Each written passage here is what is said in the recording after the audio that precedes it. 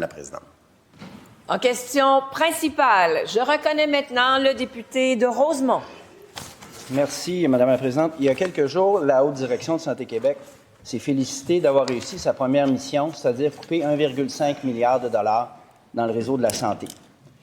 J'imagine que les Top Guns recevront leur généreux bonus, mais comme vous le dites si bien, pas de bravo.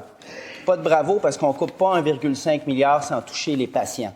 Et les patientes, prenez pour exemple Geneviève, une concitoyenne de ma circonscription, lourdement hypothéquée par la maladie, qui s'est vue récemment couper des soins à domicile. C'était déjà grave, mais la façon de faire est encore pire. Geneviève s'est fait couper des soins à domicile après avoir été prise en photo par un membre du personnel du CLSC en train de marcher dans le banc de neige avec sa marchette, ce qui a fait conclure au gestionnaire qu'elle était assez autonome pour marcher 2 kilomètres vers le CLSC. Est-ce que la ministre est au courant? Je comprendrais qu'elle ne le soit pas. Mais est-ce qu'elle cautionne ce genre de pratique inique? La réponse de la ministre de la Santé. Oui.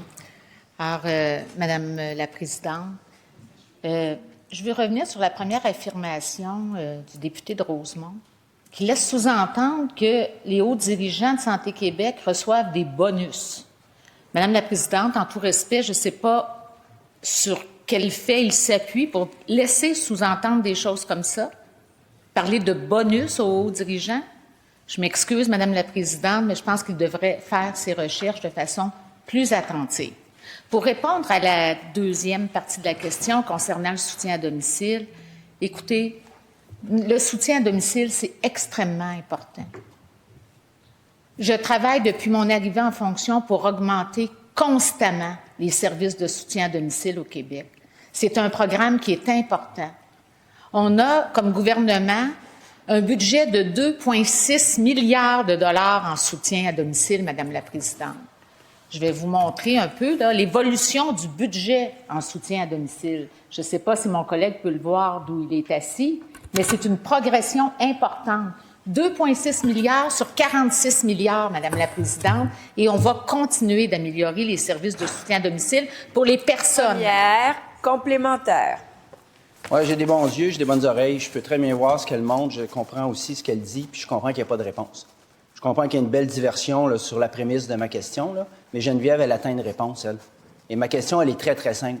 Est-ce que la ministre cautionne de telles pratiques que des infirmières se transforment en détectives privés pour prendre des photos d'une bénéficiaire avec sa marchette dans la neige pour après être capable, par les gestionnaires, de lui couper des soins à domicile? C'est ça la question. Est-ce qu'elle cautionne ce genre de pratique? La réponse de la ministre. Madame la Présidente, les infirmières sont des professionnels de première importance dans le système de santé, y compris en soutien à domicile.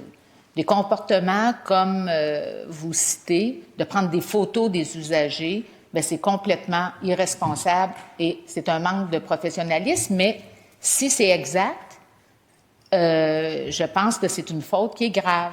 Alors, il y a des mécanismes pour ça. On ne doit pas, en aucun temps, photographier les usagers, encore moins lorsqu'ils sont dans leur espace de vie privé.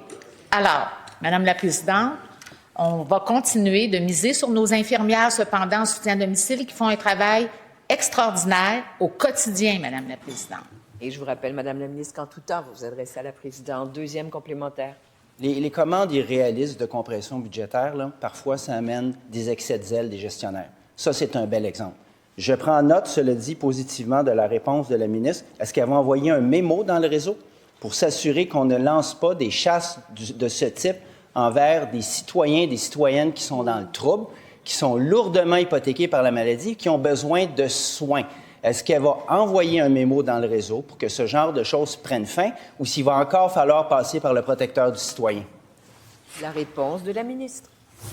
Madame la Présidente, dans le réseau, un élément extrêmement important est le volet de l'humanisation des soins et de l'accès aux services. Ce sont les deux piliers du plan de santé.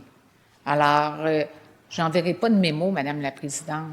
Je rencontre Santé Québec sur une base régulière. Et pour moi, le respect des personnes, le professionnalisme, l'humanisation des soins, c'est quelque chose qui est extrêmement important.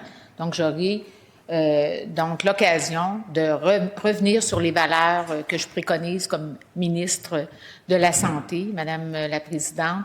Maintenant, ceci étant dit, il y a des belles histoires aussi en service de soutien à domicile et j'espère, Madame la Présidente, qu'on peut aussi miser là-dessus. Question principale.